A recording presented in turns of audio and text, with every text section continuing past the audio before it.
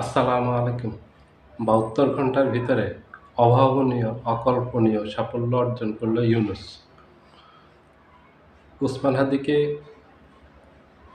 হত্যার চেষ্টার ৭২ ঘন্টার ভিতরে তড়িৎ কয়েকটা পদক্ষেপ নিয়েছেন ডক্টর ইউনূস এবং সবগুলিতে উনি সফল হয়েছেন। প্রথম পদক্ষেপটা নিয়েছেন ওসমান হাদিকে যারা শ্যুট করছে তাদেরকে চিহ্নিত করার, দ্রুত চিহ্নিত করছেন এবং তাদেরকে ধরার জন্য সারা দেশব্যাপী সাঁড়াশি অভিযান চালিয়েছেন একের পর এক। এখনও অনেকে বলতেছে যে ওসমান হাদিকে শ্যুট যারা করছে, গুলি করছে ওরা ভারতে পালিয়ে গেছে, আবার অনেকে বলছে না এখনো দেশের ভিতরে আছে। একের পর এক চেষ্টা উনি চালিয়ে যাচ্ছেন। ওনার যতটুকু ক্ষমতা আছে তার সর্বোচ্চটা দিয়ে সকল গোয়েন্দা সংস্থা লাগিয়েছেন, এনএসআই,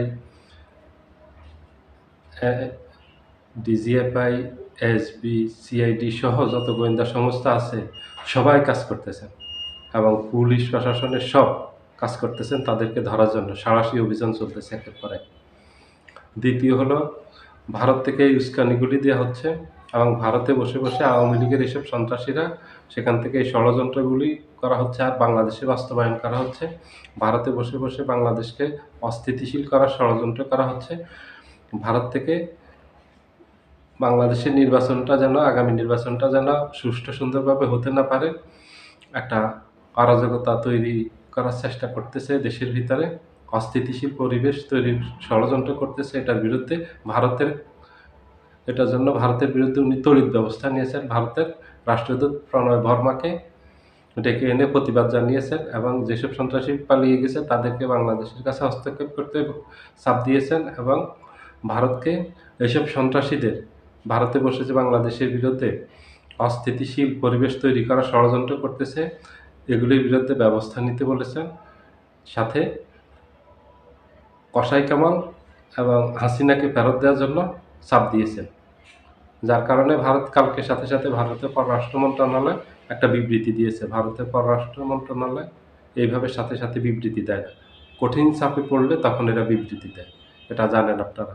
কালকে সাথে সাথেই বিবৃতি দিয়েছে। ডক্টর ইউনূস কূটনৈতিক চাপ অব্যাহত রাখছেন ভারতের উপর। আমি কালকে বলছি ডক্টর ইউনূস এগুলি নিয়ে আন্তর্জাতিক আদালতে যাবেন। এই ভারতের যেই অপরাধগুলি বাংলাদেশের সাথে করতেছে, এই যে বিডিআর হত্যার সাথে ভারত জড়িত সেটার প্রমাণ আছে, জুলাই গণহত্যার সাথে জড়িত সেটাও প্রমাণ আছে, গত ১৭ বছরে ভারতের বাংলাদেশে কী কী করছে সব প্রমাণ আছে সরকারের কাছে। সরকার এগুলি নিয়ে আন্তর্জাতিক অপরাধ ট্রাইব্যুনালে যাবে, যেটা হেগে অবস্থিত, সেখানে যাবে। ভারতও জানে এটা। ভারত কোনোভাবেই পার পাবে না, ভারতকে কোনোভাবেই ইউনূস ছাড় দিবেন না। তৃতীয় যে সাফল্যটা উনি অর্জন করেছেন,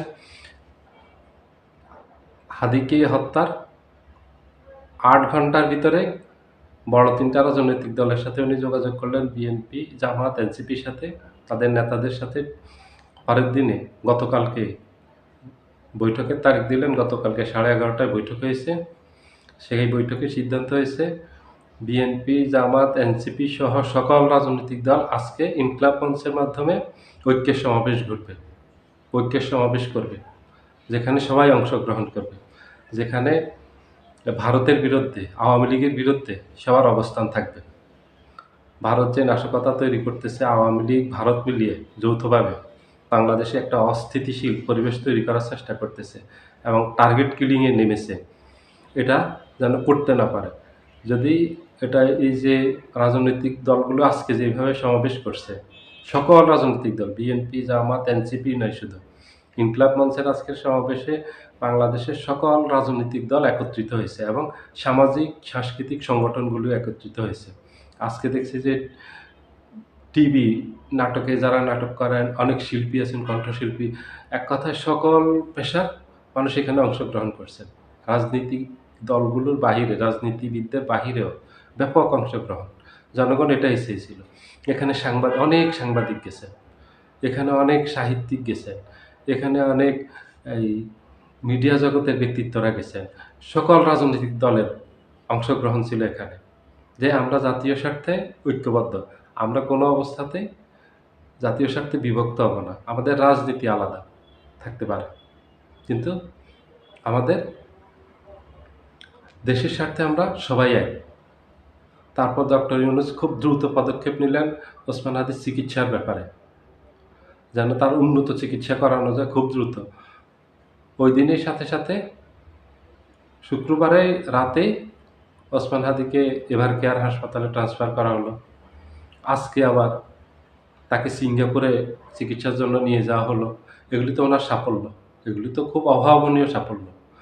এক্কেবারে ১ নাম্বার সাফল্য হলো ভারতকে কড়া প্রতিবাদ জানিয়েছেন। কারণ ভারত থেকে বসে এগুলি পরিকল্পনা করা হয়, এটা সবাই জানেন। বাংলাদেশে বাস্তবায়ন করা হয়। ভারতকে এই পদক্ষেপগুলি অবশ্যই নিতে হবে। উনি ভারতের বিরুদ্ধে কঠিন প্রতিবাদ করেছেন, ভারতের রাষ্ট্রদূতকে ডেকে এনে। দ্বিতীয় সাফল্য ওনার সকল রাজনৈতিক দলকে একসাথ করতে পেরেছেন।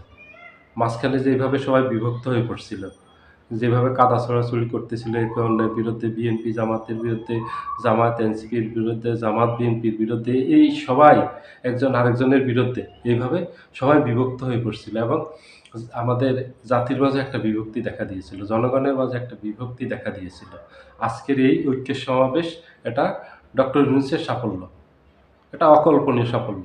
এটা ওনার মতো ক্যারিশম্যাটিক নেতৃত্বের কারণে সম্ভব হয়েছে। এত দ্রুত ৭২ ঘন্টার ভিতরে এই সাফল্যটা অর্জন করছেন এই হাদিকে শ্যুট করার।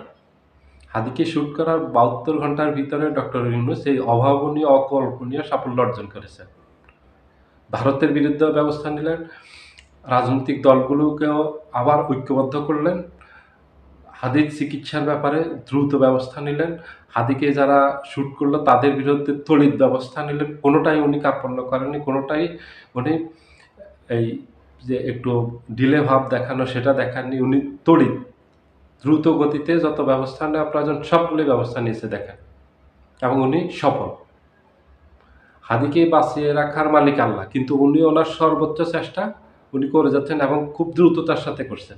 এই ঘটনাগুলি সবগুলি ঘটছে ৭২ ঘন্টার ভিতরে। এটা অকল্পনীয় একটা সাফল্য ডক্টর ইউনূসের, অভাবনীয় একটা সাফল্য। অবশ্যই এটা ওনার কৃতিত্ব এবং এটাতে জনগণও খুবই খুশি, জনগণও খুবই সন্তুষ্ট। কারণ জনগণও চাচ্ছে, সাধারণ মানুষও চাচ্ছে যে আমাদের রাজনৈতিক দলগুলো ঐক্যবদ্ধ থাকুক।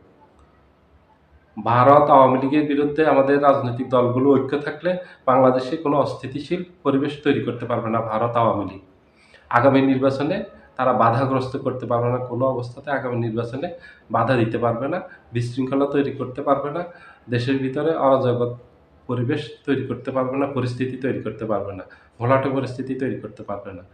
ভারত এই যে টার্গেট কিলিংগুলি যে প্রথমে এই যে ওসমান হাদিকে করছে, এটা আমাদের রাজনৈতিক বিভক্তির কারণে হয়েছে। যদি রাজনৈতিক দলগুলো আজকের মতো যদি ঐক্যবদ্ধ থাকতো, তাহলে এই সাহস ওরা করতে পারতো না। ভারতও করতে পারতো না, বাংলাদেশে বসে যারা বাস্তবায়ন করবে তারাও এই সাহস পেত না।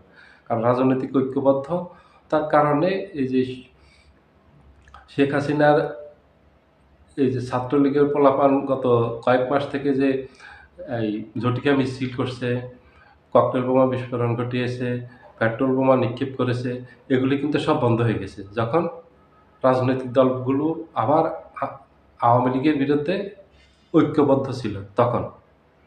মাঝখানে এই কিছুদিন থেকেই চরম বিভক্তি দেখা দিয়েছে রাজনৈতিক দলগুলোর। এই সুযোগটাই নিয়েছে আওয়ামী লীগ এবং ভারত। এই সুযোগে ওসমান হাদিকে এই হত্যার চেষ্টাটা করলো, গুলি করলো। তাহলে এটা সম্ভব হতো না। যদি আজকের মতো সবাই ঐক্যবদ্ধ থাকে সামনে, তাহলে ভারত আওয়ামী লীগ যত ষড়যন্ত্র করুক, বাংলাদেশে কোনো ধরনের অস্থিতিশীল পরিবেশ তৈরি করতে পারবে না এবং আর একটা টার্গেট কিলিং করতে পারবে না ওরা। সবাই ভালো থাকবেন। আল্লাহ হাফেজ।